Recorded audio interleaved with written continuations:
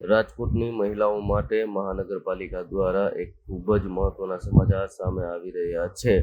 Rajkot Rajpath limited દ્વારા શહેરની મહિલાઓની સુરક્ષા માટે સુવિધાને ધ્યાનમાં રાખીને મહિલા સુરક્ષિત સફર યોજના એટલે કે MSSY લોન્ચ કરવામાં આવી છે. આ યોજના અંતર્ગત મહિલાઓ માટે ખાસ પિંક કલરની બસો દોડાવવામાં આવશે અને એટલું જ નહીં, આર્થિક રીતે પણ આ સફર ખૂબ જ ફાયદાકારક સાબિત થશે. શું છે આ આખી યોજના અને મહિલાઓને કેવી રીતે મળશે આનો લાભ? જોઈએ ફૂલછાપ ડિજિટલના આ ખાસ અહેવાલમાં. મારું નામ અઢિયા પરેશ. હું રાજકોટ મહાનગરપાલિકાના રાજકોટ રાજપથ લિમિટેડ જે રાજકોટ મહાનગરપાલિકાની એસપીડી છે તેમાં જનરલ મેનેજર તરીકે ફરજ બજાવું છું. માનનીય કમિશનર સાહેબે જ્યારે વર્ષ 2026-27નું બજેટ ડિક્લેર કર્યું ત્યારે આ એક અન્ય યોજનાઓ પૈકીની એક યોજના હતી. મહિલા સુરક્ષિત સફર યોજના MSSY. ખાસ કરીને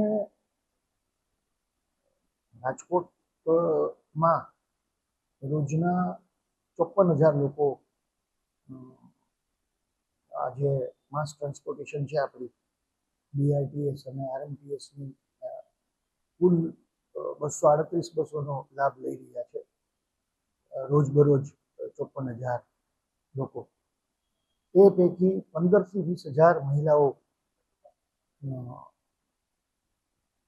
આ સેવાનો લાભ લે છે. તો બસીસ આપણી સવારના 6 વાગ્યાથી ચાલુ થઈ જાય અને રાત્રે 10 સુધી આપણે સેવાઓ આપીએ છીએ. અને આ યોજનામાં ખાસ કરીને જે સવારનો સમય હોય છે ત્યારે સૂર્યપ્રકાશ ઓછો હોય, 6, 6:30 થી માંડીને 8, 8:30 સુધી કે સાંજના 6, 6:30 પછી 10 વાગ્યા સુધી, ત્યારે આ બસીસમાં મહિલાઓ, આ બસ ફક્ત મહિલાઓ માટે જ છે. તો એમ એ લોકોને એક પ્રાઇવસી, એક સેફટી, એક પોતાની રીતે એક ફ્રીલી ટ્રાવેલ કરવાનો એક એમને લાભ મળશે. આ પાયલટ પ્રોજેક્ટ છે. રાજકોટ 3 ઝોનમાં વહેંચાયેલું છે. તો ઈસ્ટ ઝોન, સેન્ટ્રલ ઝોન અને વેસ્ટ ઝોન. તો ત્રણેય ઝોનમાં એક બસ હાલ પાયલટ પ્રોજેક્ટ તરીકે મૂકવામાં આવેલ છે.